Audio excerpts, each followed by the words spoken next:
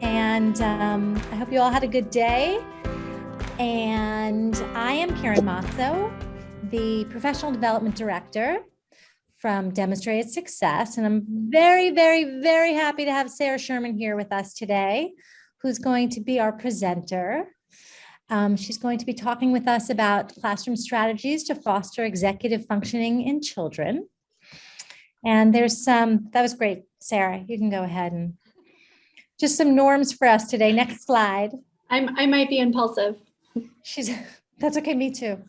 That's how we got here. So we are happy to have you here. I'm constantly amazed this year when people show up for things because it's such an exhausting year. And yet we've had multiple dozens of people showing up at most of our sessions. So I'm thrilled about that. It's good to be on mute just because there's a lot of noise in schools. But you can also feel free to unmute to ask a question. You can use your hand raising icon if you'd like. Your participation is certainly encouraged, so feel free to raise your hand, to unmute. You can also just write into the chat, and I will be monitoring the chat. So if you write in a question or a comment, I'll jump in and probably interrupt Sarah at a good point. After this presentation, you will be getting an email with a link to the slides and a certificate of completion. And then Sarah had some handouts for us. She had a resource list. So within the next 48 hours, you'll be getting an email from us. And if you don't, definitely reach out. And then at the end, I'm going to put a link to a feedback survey in the chat. So right before you log off, if you could just fill that out, that would be great, because we are in constant self-improvement mode. So we really appreciate your feedback. All right. Next slide. Oops. So this is our agenda today. We're going to start with some introductions. So there's a big, nice slide on Sarah. There's no slide on me, but I think most of you know me by now. Sarah's going to talk about the neuroscience and the impacts on the classroom, and then talking about improving working memory, building inhibition and teaching self-regulation, and strengthening cognitive flexibility. Next slide. Here is Sarah. This is a surprise to her because I changed her slides today. So there's a nice big picture of her there and a little bio. Really happy to have her here. She's very qualified and just excited to hear about what she's going to impart. So you can read a little bit about Sarah. Yeah, I'm happy to kind of summarize too. So I've been teaching in special education for almost 20 years now, all over the country. I've worked in self-contained classes for kids with emotional disturbances. I've served as behavior consultants, behavior inclusion facilitator.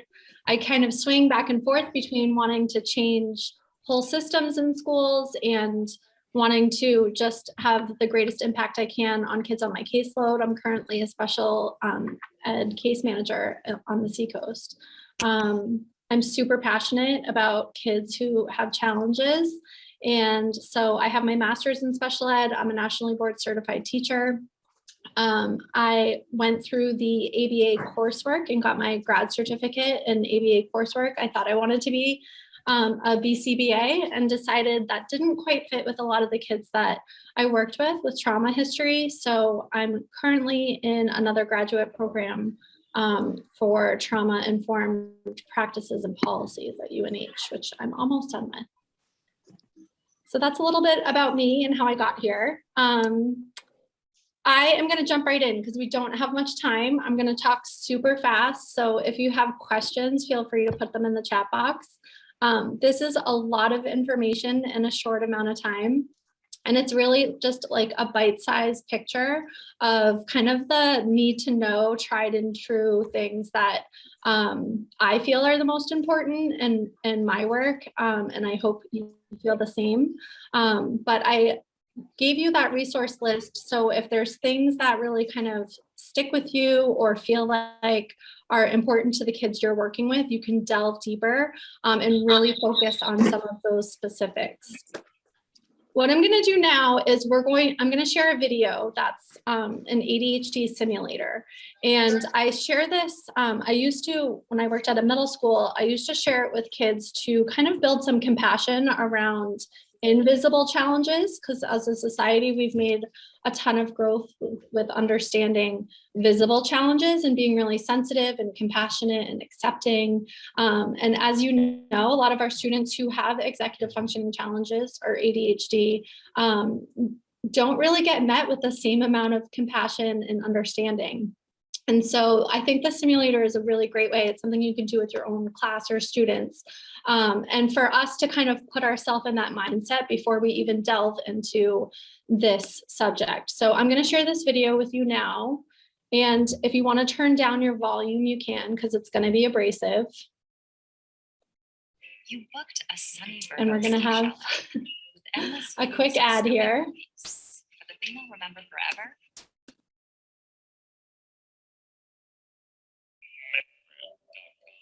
Dr. Schwell, as a doctor, you have 4 board certifications. Nope. Here we go.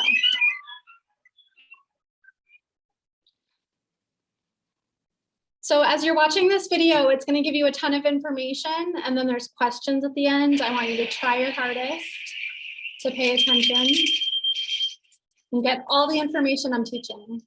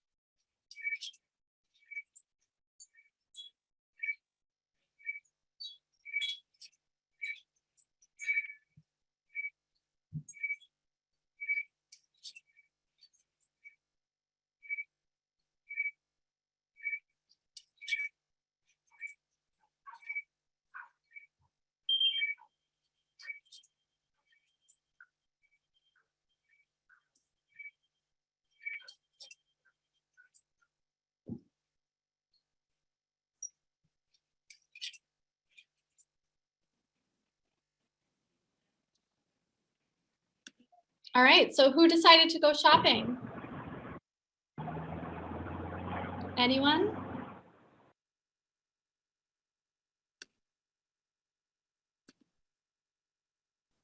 Was it Mary?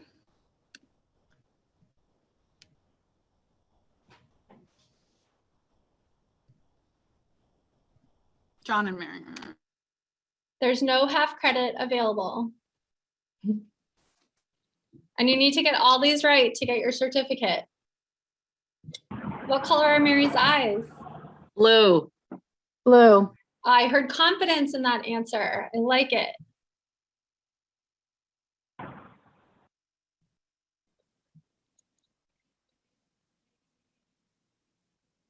What bus number did they take to the supermarket?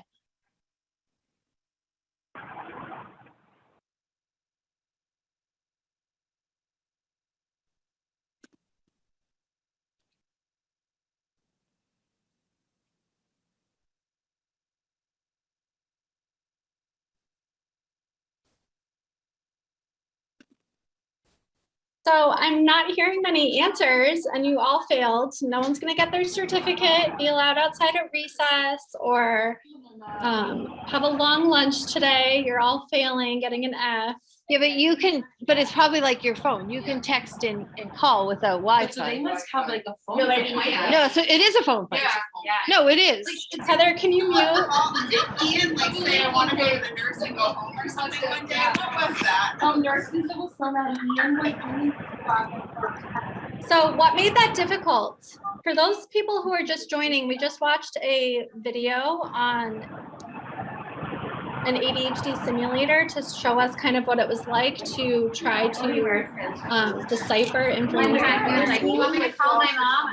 Sarah, hold on one sec. Let's get everybody.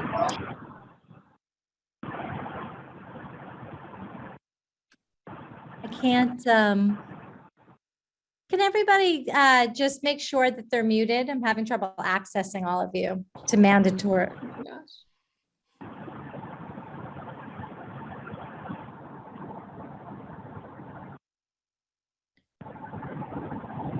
Okay, are we good? Yeah, pretty All right. much. So for those that just joined, we just watched a little video with an ADHD simulator to kind of get a sense of what it's like to try to manage multiple executive functions at the same time. For those of you that watched and had trouble answering the questions at the end, what made it difficult for you to answer those questions at the end?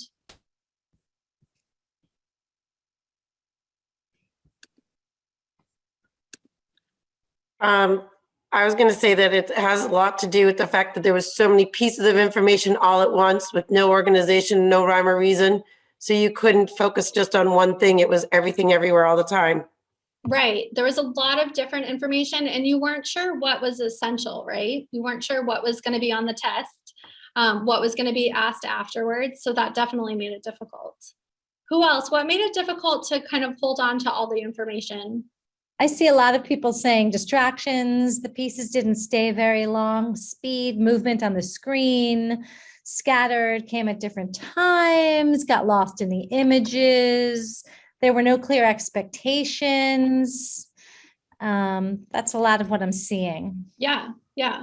And when I would do this presentation for middle schoolers, as I said earlier, to try to gain some compassion and understanding around invisible challenges that their peers might be experiencing, a lot would say, but are the words really moving on the, on the board for them, on the whiteboard?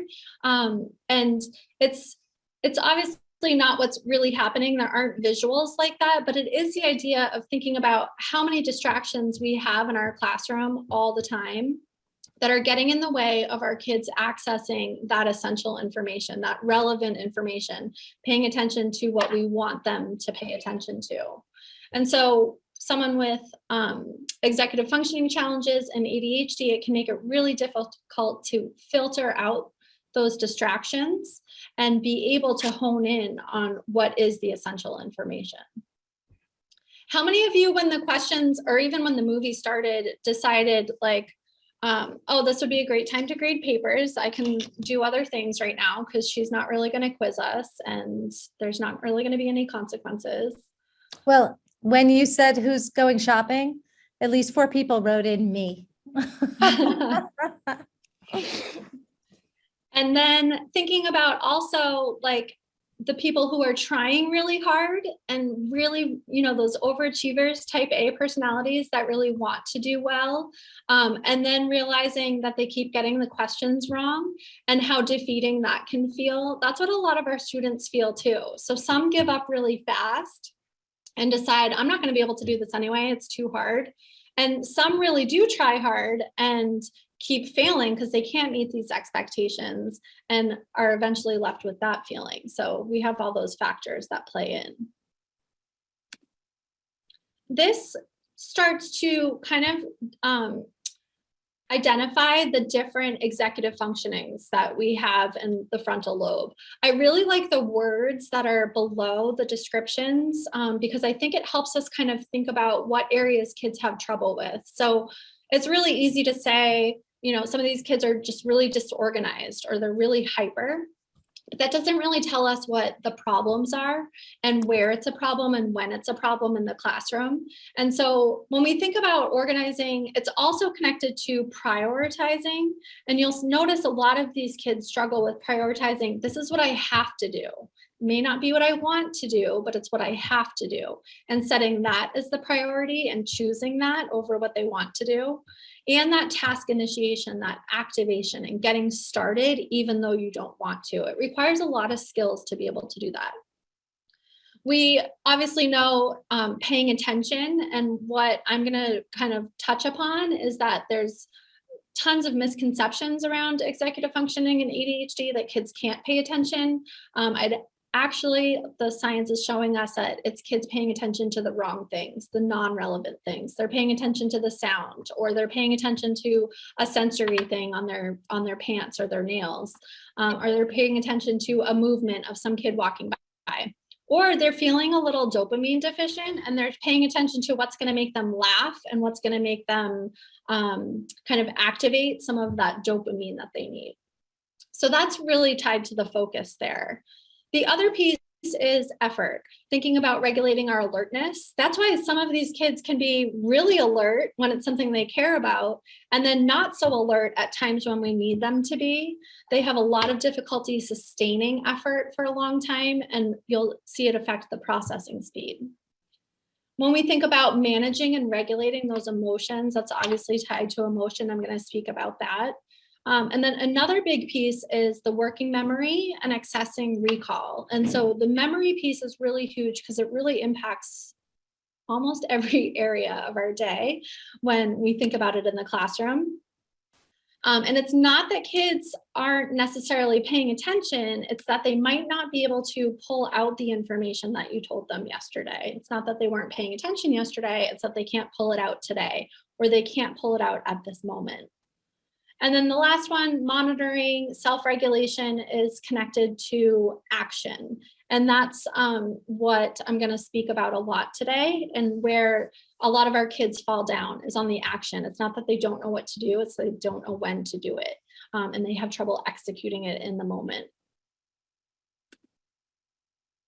So when we think about the impacts on learning, there's a lot of overlap between all of these areas. And I really kind of broke them down into three main ones that I want to focus on today.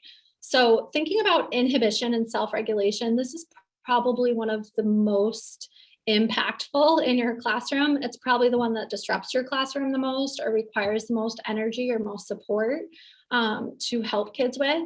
But this refers to controlling responses and controlling body movements. It's the ability to wait and stop, the ability to resist temptations when I talked about wanting to do and needing to do, really thinking before we act.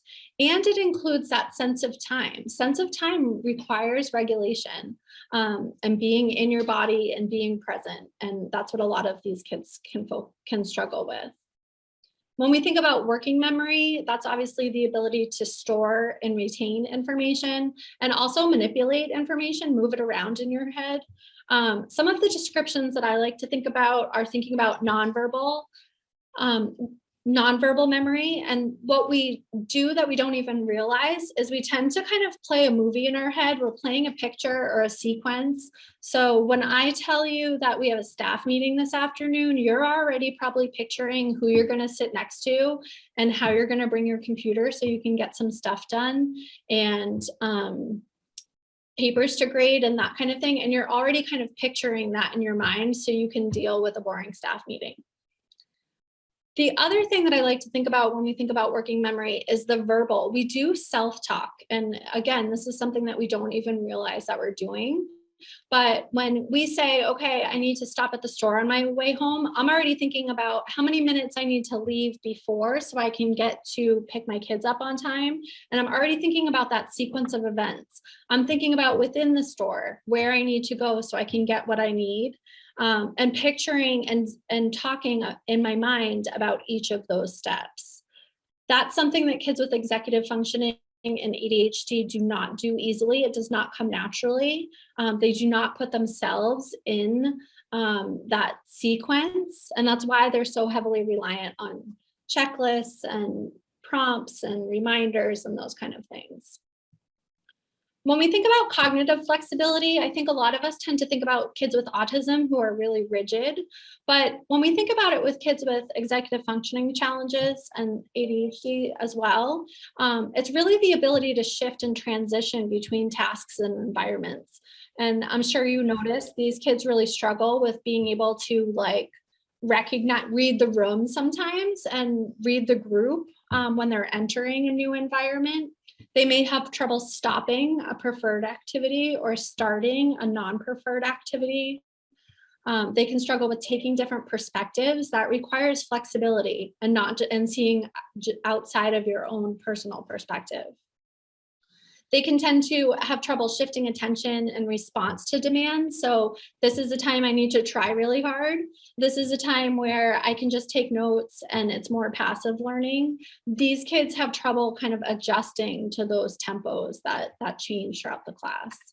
And they can really struggle with problem solving, which is also connected to the working memory and self-regulation. So even within these 3 domains, there's a lot of overlap that can come to play. So I'm going to pause here before our next activity, just so I can check the chat if there's anything. I'll jump in, Sarah. Okay. There doesn't seem to be, there's no content Okay. I specific just saw questions. 20 Yeah. on mine, so I was like, oh no. But a lot of interest, so. Great. So what I'm going to do next is we're going to do a breakout room, and you'll see you're going to be going to a Padlet website, and there's going to be 3 kind of tags on the Padlet. One is working memory, one is cognitive flexibility, and one is inhibition, self-regulation. So within your group, I want you to just think about when kids really struggle with this at school. So when does self-regulation become a problem for kids not having it or not being able to do it well in school? And I know we have a lot of different grade levels here, but this is something that carries over through, you know, all the ages. And it will be good to hear specifics of, try to be as specific as you can. Is it when you don't get called on first? Is it when you get a bad grade and get bad feedback? Is it when your friend is talking to someone else instead of you? Try to be as specific as you can. And then you're going to add those examples to the Padlet. I'm going to give you like a warning of what it's kind of like speed dating. It's just going to be really quick, 2 minutes with one, and then you'll switch to the next skill area, and then 2 minutes with that, and you'll switch to the next. And I'll give you warnings of when you're going to switch. And then we'll get through all skill areas and come back together with a ton of examples of when this is really hard for our kids. So I'm just going to exit out of this real quick so I can share the link. So this is what the Padlet will look like, and you can just add your comments here. You could even type in what group you are if you want to be fancy. Sarah, are these guys working in groups? Yeah, I'm going to put everyone in a breakout room. I'm just getting the link to the Padlet. Do you want me to put everybody in breakout rooms? I can do it. It's fine. Okay. So the Padlet link is in the chat box.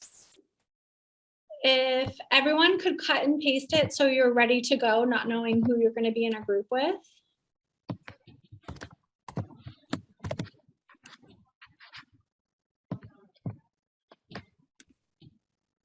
And then you will see an invite to join a breakout room.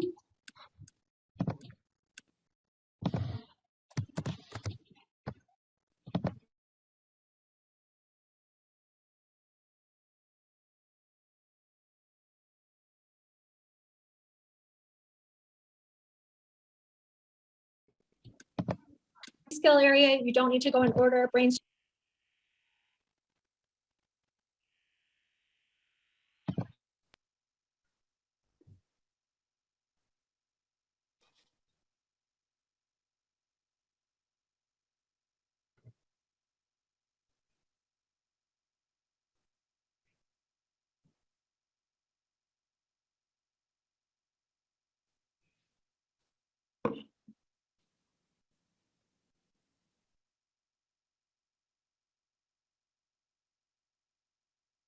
So I'm seeing some people haven't joined a breakout room. Do you see the invite for a breakout room?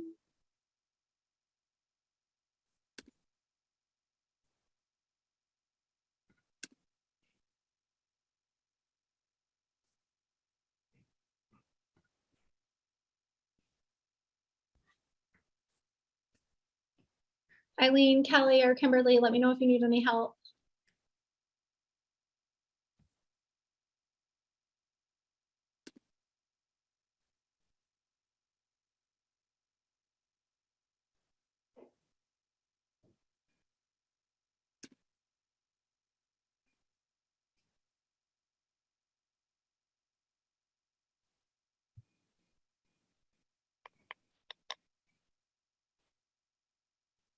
Hi, Carol. Can you hear me?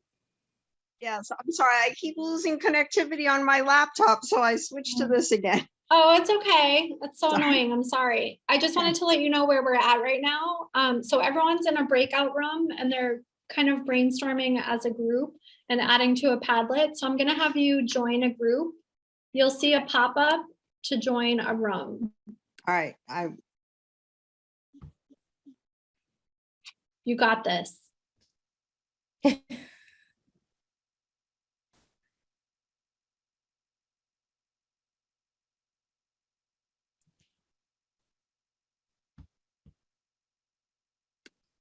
Eileen, can you hear us?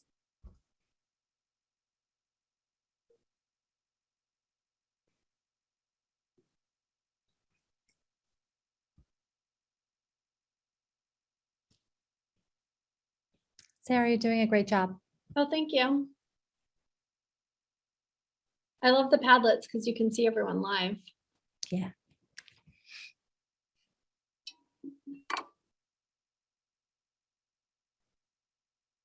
Is it okay with the switch of slides? Yeah, I don't know. I used to be able to hit my arrow, but for some reason that's not working. So I just need to use the space bar. It's just a different habit for me. But I mean, the template's not throwing you off. Oh yeah, no, it's fine. It's really interesting.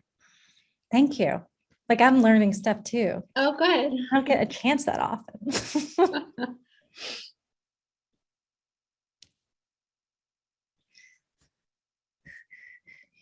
All right, I'm gonna give a message.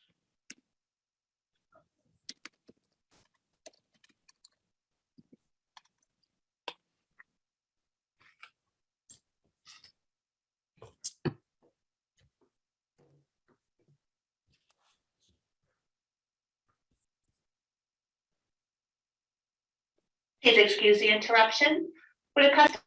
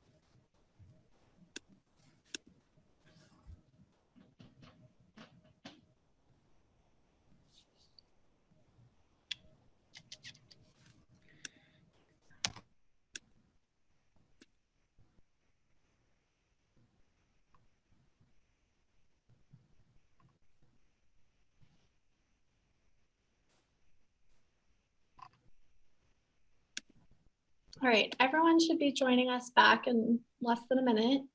Thank you for participating in that. It's good to kind of think about when the problems are before we start to think about how we can fix them, and being really specific with when students struggle in these areas. So I'm a huge fan of Russell Barkley. He's really changed the way that we think about ADHD and executive functioning. And his biggest kind of message is that it is a performance deficit. It is not a knowledge deficit. So it's not that the kids don't know what to do. It's that they don't know how to do it at that point of performance. It's that doing what they know when they need to do it. And I'm kind of gonna show you just thinking about it not being a skill deficit and how the kids do know what to do often. When you ask them the skill, when you ask them what they should do, when you ask them what they did wrong afterwards, oftentimes they're able to explicitly tell you, but they cannot do what they know in that moment. And they often know how to do it. That's why sometimes the checklists don't work, is because they do know how to do it. They do know the steps involved, but it's that where and when and choosing to do that instead of other things. So it's not necessarily a deficit of attention, and hopefully science will catch up, and the DSM will catch up and work on that name. Although they haven't changed emotional disturbance yet, and that's been terrible for forever. So when we think about it though, it's inconsistent attention, and it's only activated under certain circumstances. So I've heard a lot of teachers say, well, he can play video games and hyper focus on video games for 4 hours, right? And so when you think of the stimulation that's going on with video games, of course, reading independently with there being very little stimulation is not going to be able to activate the attention and that stimulation that these kids need. I love this image, and I just want to encourage everyone to kind of think about this in the same way that we think about other disability areas and other kind of strengths and weaknesses with our students. Basically what we're doing is we're asking kids to all perform the same tasks, knowing that they do not have the same skills. And we're seeing even more of this, especially with COVID. And whether kids are diagnosed with ADHD or are just young and their brain hasn't developed executive functioning skills yet, everyone's been impacted by COVID, and it's definitely the levels of toxic stress that people have been under and the lack of stability these past few years has impacted everyone's executive functioning in one way or another. And so we need to kind of think about how we can adjust what we're asking kids to do so everyone can be successful. And that's what I'm going to encourage today. We'll talk about that more. This is Russell Barkley's message. The way to change better performance with kids with ADHD and executive functioning challenges, we're going to kind of group those together, is to engineer the environment so they have the supports they need, and to increase motivation, make sure that there's motivation present. And that's when we'll see better performance. And so a lot of when we think of what we're trying to do at the intervention level, it's focused around changing the kid. And there's going to be some things that we can improve with kids, and there's going to be some other things that we need to let go of, and just make sure that they have supports and they know that those are the supports that they need to be successful, so they can learn to advocate for those supports when they're in middle school, high school, and life. Because those areas may always be a challenge for them. We're not necessarily going to change everything about it. So thinking about those 3 areas, these are my tried and true strategies and what I encourage you to focus your energy on. When you're thinking about working memory, the best thing that we can do is take out the barrier of kids having to pull out the information, okay? So thinking about memory being stored in the brain, the hardest part for kids is to pull out that information in the moment. So take out that barrier. Give them word banks, give them sentence starters, give them checklists, give them cues, written reminders, acronyms, pictures, templates, models, examples, non-examples, schedules. Take out that barrier of having to retrieve the information so you can actually get done what you need to get done. Because if you think of how many tasks, demands we're putting on kids, we're actually asking them to do a lot of steps that aren't even necessary in what we're trying to teach or what we're trying to assess. And so thinking of how we can take out some of those barriers by making some of those visuals, it can make our students more successful in that way.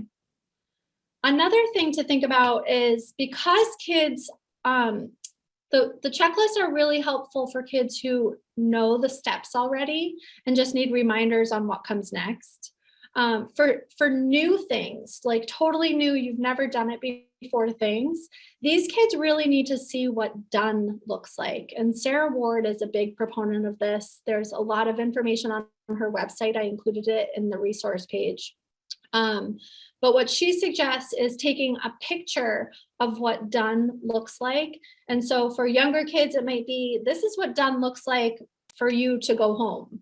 And so you have your hat on, you have your snow pants, you have your boots, you have your backpack, your folders in your backpack, and it has a picture of it all done.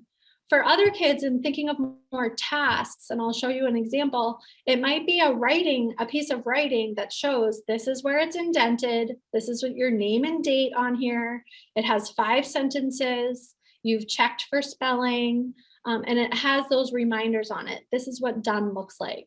This is really helpful, especially for longer projects, anything open-ended. Kids with executive functioning challenges have trouble picturing in their minds the end product. So give them the end product so they can picture all the steps that they need to do to get to the end. So they can talk themselves through. And then another thing that we can do is prompt visualizing. As I said in the beginning, when we think about that movie picture in our head, or that self-talk we're doing, kids with executive functioning challenges are not doing that. We want to put them in the picture. So even prompting them to stop and say, okay, you're going up to your class. This is what I do with my kids when they leave pullouts with me. Okay, you're going back to your class. Tell me what you're going to do. And they walk me through each step, because otherwise they're just going to barge into the room. Hi, I'm here. What's going on? And interrupt everyone, and it becomes an issue. But by having them rehearse ahead of time, I'm going to walk up the stairs like a student, not touching the bulletin boards. I'm going to stop at the door before I go in and read the room. I'm going to sit down at my desk and wait till the teacher is available to kind of fill me in on what I missed. And they rehearse that with me, so then when they go there, they're more successful. They're putting themselves in the sequence. They're walking me through the steps. That's the self-talk that they need to be doing over and over again. And picturing, what does it look like? What does it look like when you're successful at these things? What did you do yesterday? What strategies were you able to do? And having kids reflect on that can be really helpful too. I'm going to show you a couple examples here. Quick question. Is a social story an illustration of what you're describing? A social story is really great for kids with autism. Again, a social story is for kids who don't know what's expected. Mm-hmm. And so these kids do know what's expected. And it's better for them to generate the story themselves. So prompting them to say, what is expected when you go back into the classroom? Mm-hmm. What is expected when you enter the lunchroom? What is expected when you're disagreeing with someone at lunch? Mm-hmm. And having them rehearse, they know what to do. They just need to bring it to that front part of their brain. And pull it out and start to picture themselves in that place. Thanks. This is an example of a done organized desk, done and ready for lunch and recess. This is one of my students' writing samples. You can tell I'm an awesome writing teacher with all these spelling mistakes. This is embarrassing. But yeah, the key for him is to remember his name, the date, so I don't have to say that to him every time. The title and where that goes, capital, indenting, and punctuation, and I kind of highlight that for him. So instead of me saying and him being dependent on Mrs. Sherman, because he's not always going to have a Mrs. Sherman sitting next to him, hopefully, is that he's starting to think, okay, it's writing time. What do I need to do? Let me look at what my writing looked like yesterday. This is what it should look like again today. And so even having kids go back in their writing journal and looking, okay, this is what you're going to work on today. It brings it to the front of their mind so they don't have to pull out that memory piece. And it takes the level of prompt on an adult out of the picture as well. The other area is inhibition and being able to stop. When we think about this, it's really affected with time, and you can actually see, especially kids who are on medication, this level of hyper focus. And it's like this superpower that these kids have. Whether they're on medication or not, if they are highly interested in something, if it is like activating all that serotonin and dopamine and good chemicals in their brain, they are like rock stars. And that's why it like boggles teachers' minds so much, because they can do it here. I saw them do it with this thing, but they can't do it with this thing, right? And when this happens, kids really lose track of time. So when they are hyper-focused, they go into like a black hole of, I don't even know how much time has passed, which can be really successful in some ways. Because these people could be really productive. I mean, when you think about like flexible work environments during COVID, these are the people that can get the same amount of work done in 4 hours that their peers and colleagues can get done in 6, because they have that level of hyper focus that once they're in the flow, in the zone, they can pump it out. So what helps our kids who struggle with this is clocks, timers, sand timers, those red clocks where you can actually see the time passing. What you may see with a lot of kids with executive functioning challenges is that they wait till the last 5 minutes, right? They wait till it's due. And there's a reason for that, because there's a rush. There's chemicals that are released in the brain that help to activate getting it done. That isn't released when you still have half an hour. And so what we want to do is kind of bring that sense of urgency, make it physical, make it something that they can actually see in front of them. And that can help them monitor too. I do a lot of questioning with my kids, like, how long should this take you? How are you doing on meeting that goal? You thought it would take 10 minutes. Are you on the right track? So they can you can prompt some of that self-monitoring skills as well. Breakup tasks is something that you probably see on every IEP. It's something that's mentioned in every single professional development. And it's still something that I think we struggle to do really well. When you think of breaking up tasks, one thing that I encourage you to do is to do kind of a backward chaining model. When you think of what is the end product, what do I want kids to be able to do? And then what are all the small steps of getting them there? And really breaking it down backwards, going from the end product to the beginning, because sometimes we start at the beginning and it's not broken down. It's still a lot just to start. And so really thinking about how we can be breaking down things even more. I'm going to show you a sample schedule for one of my students. And then even with the language, using first then can be really motivating for students. Like I said, if it's something that's not super exciting to them, their brain is not activated and they don't have the skills to self-talk and do it anyway and choose what they need to do over what they want to do. So having that motivation of first you do this and then you can do this can help build that getting started piece. When we think about scheduling movement breaks, and I have my OT here, I wish she could present on this for me. When we think of scheduling movement breaks, I'm a huge fan of scheduling them and not having it be a response, because there's often a lot of kids who will start kind of bouncing around and then it's, oh, do you want to go take a break? And then they go out in the hall and they talk to their favorite teacher and they chat with their friends and they get a drink of water and they come back and they're not any more focused. And so when we think of scheduling breaks, they should be structured breaks. There should be a purpose. And it should be helpful. So there actually should be conversation with the student of, did this help you focus when you got back to class? It looks like this was really helpful. You can do this again. Or it looks like this was not helpful. Can we brainstorm another way? I know we do a lot of walks as teachers, like go take a walk. And I was a big proponent of that for a while. I try to have it more structured. At our school, we have set up sensory station, movement stations. And so at each corner of our hallways, there's different activities like wall push-ups and squats and crossing the midline. And there's a picture with directions on what to do. And so some kids will go through, do a circle in the hallway and do 4 of them. And some will just go to their favorite one. And sometimes you'll see a whole class out there because the whole class has lost their minds after lunch and needs a movement break. And so the teacher brings the whole class, but it's a universal support that kids see everyone doing instead of it being, oh, you're too hyper, you can't sit in your seat. You need to go have a movement break right now.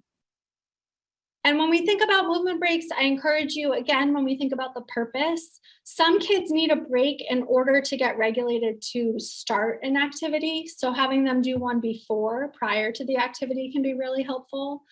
Others have really low endurance, so they need one right in the middle to help break it up.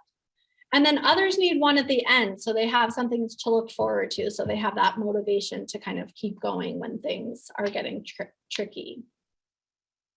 And then the last piece when we think about inhibition is we have to make that problem solving piece manual. So kids aren't going to be able to stop themselves. How can we give them concrete manipulatives to move, things to see, references right there, visual reminders? So we're making it easier for them to use what we want them to use those tools, use those resources and supports that we want them to use, instead of flicking their pencil and making noises and getting out of their seat. If it's right there, we can make it easier to use. We take out those barriers. These are the timers that I love that show how much time has passed. These are great visuals for kind of the stop and think. This is another one that I have that I use with a lot of feedback when we're thinking about kids maybe saying something impulsively and reflecting. Is that helpful? Stop and think before we say something. Is it helpful? Is it kind? Is it inspiring? I have a few kids who we just point to that or show them this visual before recess to bring it to that front of the frontal lobe. So they don't need to pull out, oh, how should I be kind? How should I be helpful? They can remember that right away. And then, as I mentioned with breaking tasks down, this is a sample of a reading block for one of my students and how his reading block was broken down. Reading super hard for him. He's very far below grade level. And so he really needed it broken down into pieces so he could attend for his actual developmental ability of what he can attend for, which is 5 to 10 minutes at a time. And so he would work on sight words, but he had a choice and he could check it off when he was done. He had to do some reading, but he could choose whether he wanted to do a speed read or do more comprehension focus and check that off when he was done. And then he had a break of who he could go say hi to his favorite teacher. And he had that, I know this is coming, I'm almost there, a motivation kind of carrot in front of him.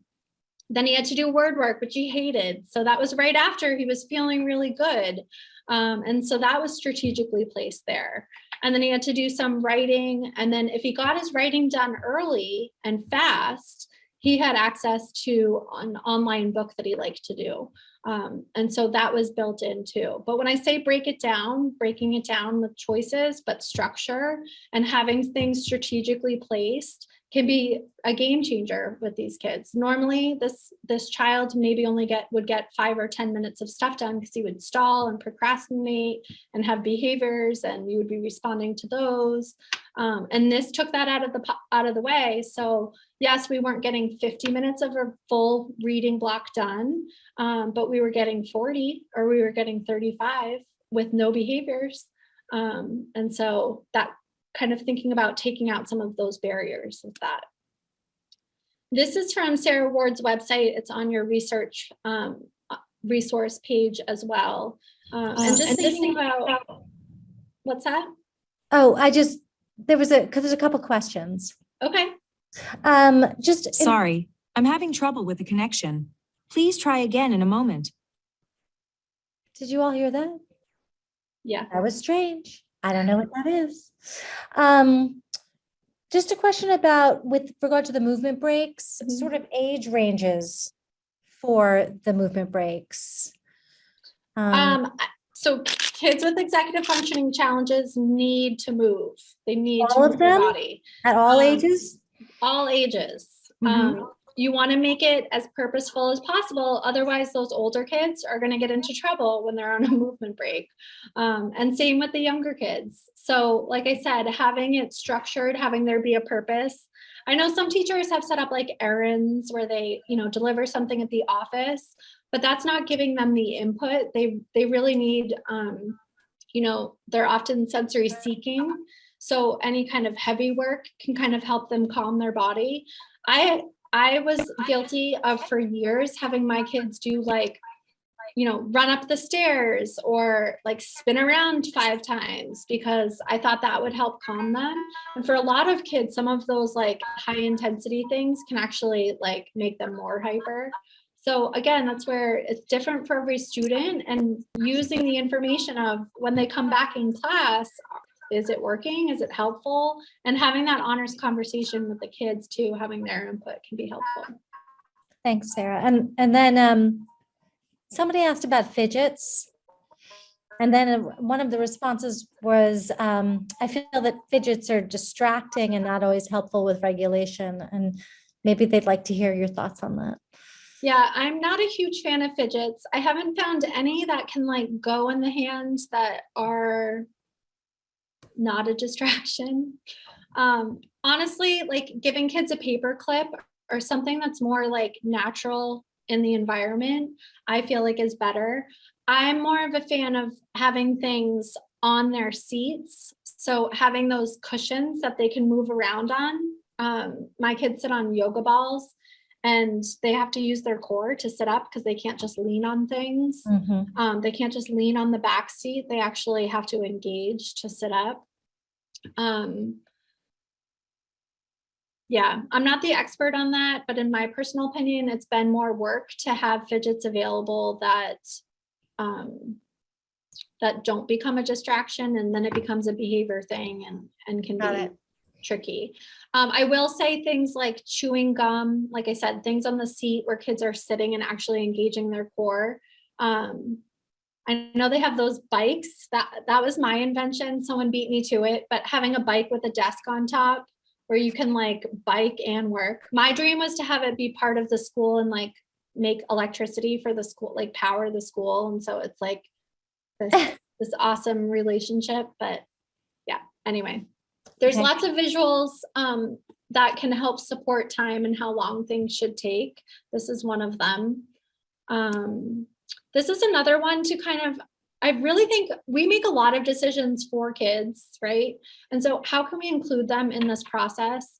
And having them sit down and think about, what are my time robbers? What are my black holes? What are the times that I really get stuck and lost, and what causes it? And how can I remove it? And having them problem solve, because they have tons of great ideas too. When you think about visuals, visuals are the best thing you can do for working memory. So anytime you feel yourself repeating something 10 times, or you feel like it's gone in one ear and out the other, make a visual for it.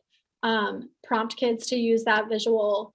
The benefits of it is it not only reminds kids to start and to continue with a task, it reminds them what to do next, and it takes out that memory piece. It reminds them to re-engage once they've been distracted, because they're going to get distracted, right? If someone walks by, they're going to look up and then they're going to forget where they were. So it helps them be able to re-engage without an adult need to saying, we're right here, Johnny, we're on number 2, look at this page. It also can be a way to regulate emotions. We can make visuals on how to stop and think and how to wait your turn and how to stay in your seat, how to look like a student and some of those kind of things. And then using visuals for motivation, there's tons of research on making any kind of motivation visuals. Like that's why people put things on their fridge when they're dieting and put things on their mirror when they're, trying to exercise more. Like these are real things. And the more I think we can normalize these things and make them part of our classroom culture and see that they benefit a lot of students, not just the kids with ADHD, not just the kids with executive functioning challenges. These help the kids with trauma. That's totally impacts executive functioning. There's a lot of kids struggling just with the full day of school after being out so long and having like a really willy-nilly on for an hour, off for an hour, having your mom's help, having a snack, go out and play, come back in, and now they're in school all day. So really thinking of how we can kind of build in some of that motivation there can be helpful as well. I'm going to jump in just for a second. Yeah. I just want to acknowledge that it's 4:15. And so I don't want anyone to feel badly if they have to get off, but certainly we're going to keep going. And this is all recorded and you will be getting the recording. All right. So do what you got to do and don't feel badly about it. But I think we're probably going to go for by about 10 minutes. Okay, and it's all good. We're almost done. When we do think of the inhibition and self-regulation kind of deficits, we want to be respectfully redirecting kids. And I think we tend to either side on the end of the spectrum of too nice, like where you're telling the whole class because you don't want to directly tell that student, which that student's not attending to the whole class. They think you're talking to Johnny next to him instead of him. Or the other side where it's like calling out a kid and possibly humiliating them. And so kind of taking out and finding that middle ground, that sweet spot is being able to address it quickly. And you can use proximity and talk quietly. Give a do instead of information. Like I said, these kids know what they're supposed to. They know what they're doing wrong. They know what they're supposed to do. They don't need a lecture. It sounds like Charlie Brown, like, wah, wah, wah, as soon as you start lecturing. So just take that off the table and give them a do. What do you want them to do right now? And make it clear. And then sell it. They do need that little like, what's in it for me kind of thing. And so connecting it to why it's important that they do it and how it's going to impact them can help increase that motivation. Those are just a couple examples there for you. When we think about self-regulation, as I said, that's a huge one. These kids really struggle with self-regulation. It does not come naturally. Their motor is running at 110 miles an hour. And so they have to work extra hard to be able to calm it down, especially to fit into the box of traditional school right now. Mindfulness is an evidence-based practice. I gave some resources on really simple 1-minute things. Again, I encourage you to include it, embed it into your day, into your practice, so it just becomes a normal thing. There's progressive relaxation. There's Cosmic Kids has a great listening game that's a 1 minute long. You listen to a chime, you put your hands in when you can't hear the chime anymore, but you're hyper listening to that chime. You're not doing anything else right then. There's a lot, if you're on Pinterest at all, of mindful moments, just quick 1 minute activities that you can do. And setting up some kind of break procedure in your class where kids can step away, but not have to leave the class. I've had a mandala board set up, bulletin board, where kids can go over and add to the mandala, set a timer for 2 minutes and then come back. So those are just some ideas on working on calming. This is the mandala board I told you about. We've set up Zen Den kits for some kids. These are examples of mindful moments that you can teach kids to do. The thing that I love about the figure 8 breathing, I've been doing that one for years, is it's great for all age levels, and it's something kids can do on their leg without anyone noticing. They don't need to go to the school counselor. They don't need to go for a walk with a paraprofessional. They can do this in the classroom. and still be a part of what's going on. Other kids need to move, right? And that's a way of activating those chemicals in the brain when they start to get depleted and when they start to get more sluggish in their day, when they're having a hard time activating. There's a lot of research on HIIT workouts, those like really high intensity, 30 seconds on, 30 seconds rest, that kids love, doing plank challenges, anything like that, where they're getting that really deep input and getting their heart rate up and activating a lot of muscles at once can be really helpful. You've probably seen a lot of sensory walks in schools, again, to structure those breaks so kids are moving, but they have a purpose. I did mention Cosmic Kids Yoga. I'm a huge fan of them. They have tons of free resources, and the kids really like the videos. They have different 1-minute videos, 10-minute videos, and then longer. Thinking about alternative seating, we really got away from that with COVID, and I think we're slowly starting to get back into allowing kids to lie on the floor with a clipboard, so they're activating their core that way and extending their back in a different way. Letting kids sit on wobble seats and yoga balls so they can activate in different ways. And then for parents asking what they can do at home, there's a lot of research behind martial arts being really beneficial and getting kids to regulate as well. So when we think of cognitive flexibility, the biggest factor for kids with executive functioning challenges is the attention and motivation, right? And so it's, I want to focus on this right now, and I need some motivation to focus on something that's not as exciting or that's not as motivating or doesn't apply to me or I'm not interested in.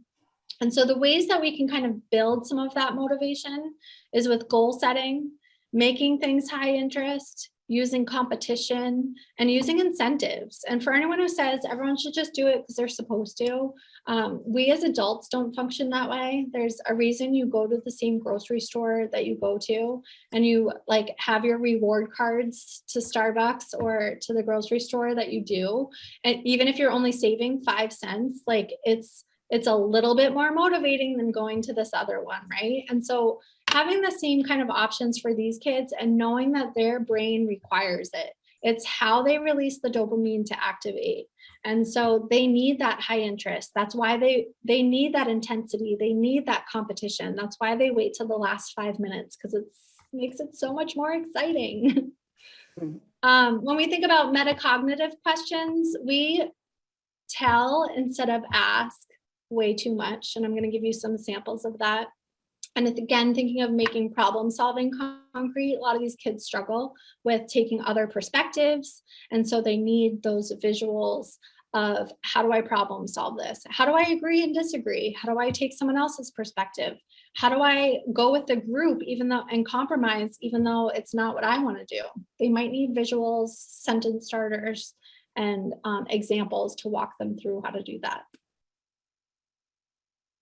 I talked about attention and motivation because those two are totally intertwined.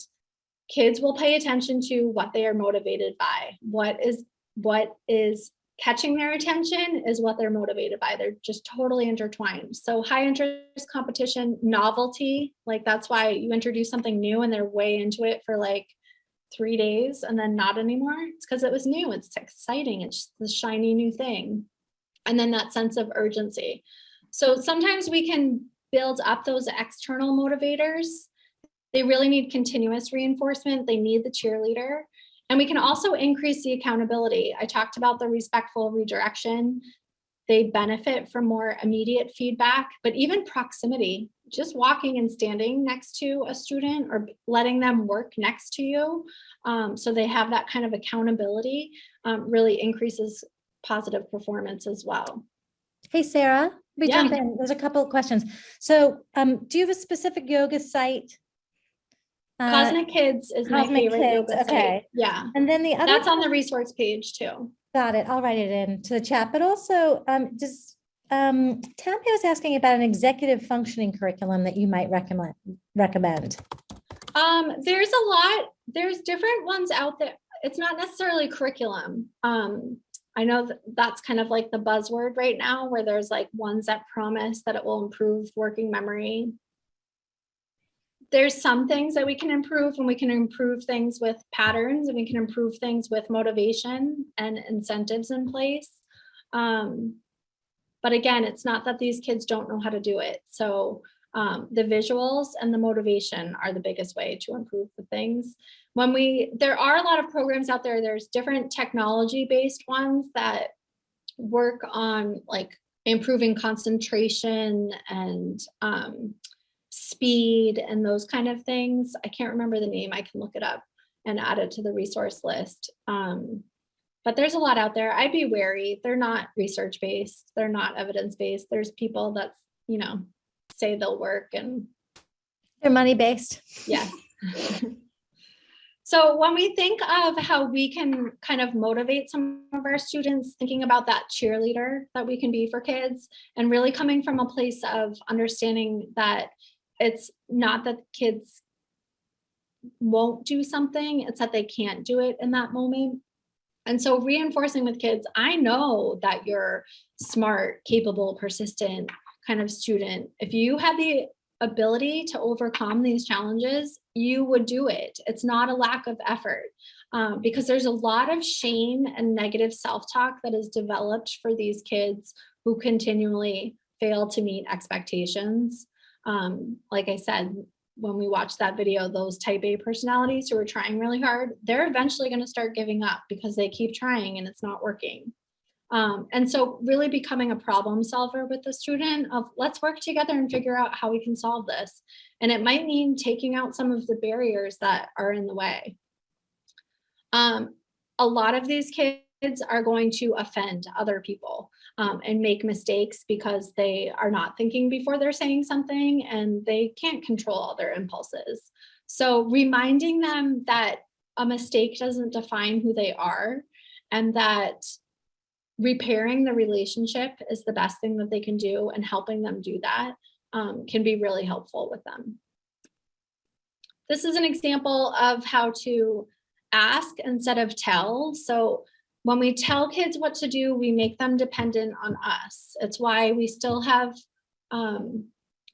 kids in high school calling their parents saying, how do I do this? It's because you told them over and over how to do it. And so they're not actually holding that in their memory. They're just dependent on you walking them through each step of how to do something. And so instead we can be asking things. What materials do you need to get started? What place should you start? Can you read number 2 aloud? It immediately shifts the attention to what we want them to be doing right now, instead of listening and thinking about what they need to do and then trying to do it. So this is a great strategy. And I give this to a lot of the paraprofessionals that I work with. I make it specific for content. So I have a whole list of math questions that teachers can ask kids instead of telling them what to do and how to do it. They are asking them from this list of questions. I have one for reading. I have one for writing. And so that can really help kind of shift how we're supporting these kids and how we're not making them prompt dependent for the rest of their life. We're empowering them to think about what they need to. This is an example of some problem solving supports. So for students who can come up with a list of things that they don't like to do or don't want to do, and then how can they request alternatives in an appropriate way. This was a student who would engage in behaviors instead of requesting an appropriate way, or would be dependent on teachers, motivating and would end up manipulating a whole room of adults to get them to help him do what we knew he was capable of doing. So really thinking of how we can empower students to self-advocate. And he had a hard time stopping an activity he liked, so he could always ask for another minute. If he did that appropriately, always granted. He had a hard time when he would have something corrected and would have to do a do-over and do it again. And so having the option of saying, can I do this later? And we had parameters on when later was. It would be before lunch, before the end of the day, or it's for homework. There were parameters around that.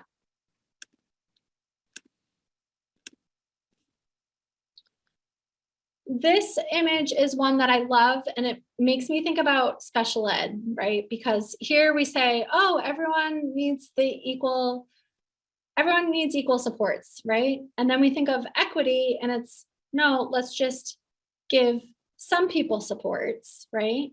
And then what I really encourage, and this might be like way out of the box thinking and require like system-wide changes, which I'm a fan of, is thinking of how can we remove the fence that's blocking these kids from watching the game? How can we take out some of the barriers that are in the way of them being able to participate in what we want them to be able to do?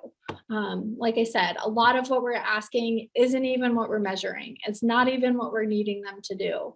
And we're getting stuck in some of these places with some of these kids on things that aren't even the most important. We're going to skip, I was going to have you go back to the Padlet. We obviously ran out of time.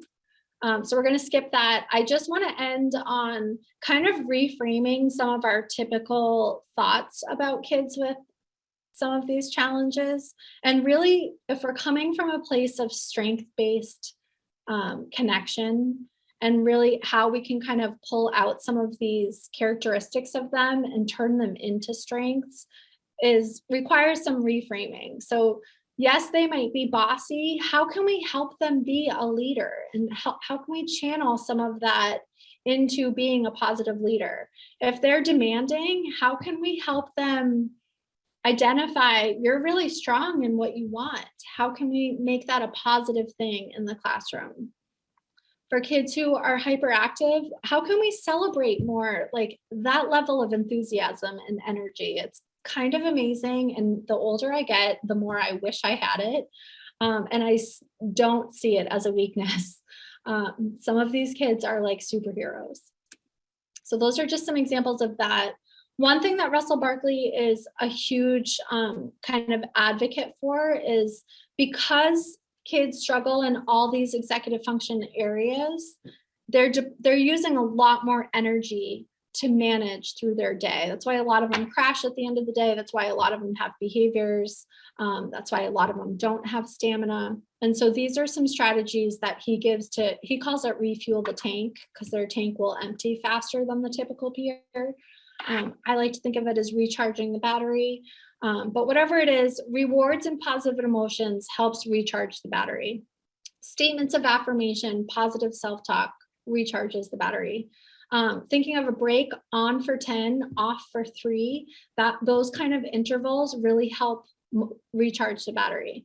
These kids need more relaxation and rest. And I can tell you, as a mother of a son with ADHD, I think he needs a tranquilizer gun to rest.